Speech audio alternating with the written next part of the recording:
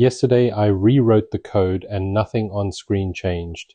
Today I did the same thing to the boxes and 3 buildings came out of it. This is the village at the end of day 4, one house, and that house was not really a thing. It was 43 nodes sitting loose in the main scene.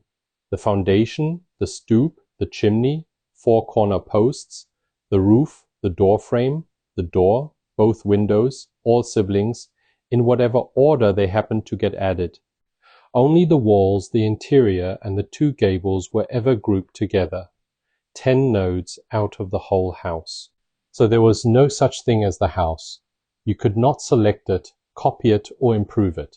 A second house meant repicking 40 nodes by hand, and every visual fix meant editing 40 places instead of 1. First move, lift it out. The house becomes its own scene file, and the main scene holds a single instance of it. 1450 lines down to 1155. The geometry moved verbatim, nothing reauthored, nothing restyled, nothing repacked. And here is how you know it was a refactor and not a rewrite. The render afterwards is pixel identical to the render before it. 112 decibels of peak signal to noise and a mean squared error of 0. Then the surfaces, 63 live CSG nodes with about 15 flat colors on them became 45 baked meshes, all sampling one texture atlas, so faces shade top to bottom instead of reading as one plastic tone. That atlas ships as a Godot resource rather than a PNG deliberately.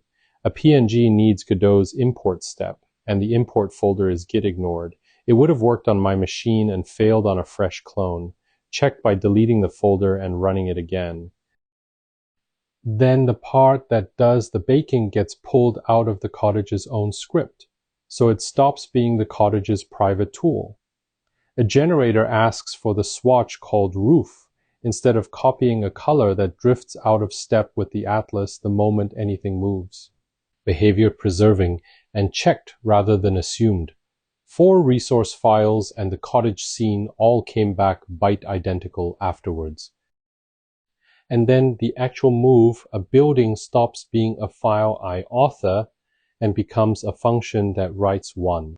66 lines of GDScript produce 965 lines of scene text. The generator is about a 15th of the size of the thing it emits. The scene file is still what ships. It is the tracked artifact checked in, never hand-edited. It is just not the source anymore. The code is Building 2, the townhouse. Taller, narrower, and shallower than the cottage on purpose, so it reads as a different kind of building rather than a second copy of the first one. 3 defects came out of looking at the pixels, and none of them out of the code. The chimney overshot the ridge because its height was a literal instead of derived from the roof. The timber framing was invisible because it sat centered on the wall plane instead of proud of it, and the diagonal braces ran straight across the upper windows. Building 3, the chapel, and this is the one worth stopping on. It went in 180 degrees backwards. The door faced open grass. The path I had just laid to it stopped at a blank wall. Both test suites passed on it. Not because they were broken, because neither one has any idea which way a building faces, and the check that asks whether the player can stand within reach of a door scored an empty field as the easiest possible, yes. It rated the bug more highly than the fix. A transform in a scene file is written row by row. I had built it out of column vectors. Both are a legal quarter turn about the vertical axis, and the wrong one is the exact inverse of the right one. So nothing anywhere complained. One screenshot found it. Building 4, a market hall. A tiled roof on 6 posts, open on all 4 sides. The first building here you walk through instead of around, and the first floor in this village you stand on top of rather than get stopped by. So the main scene has 4 buildings in it now, and it is 250 lines shorter than when it held 1. Building 5 is a function, that is, the whole day.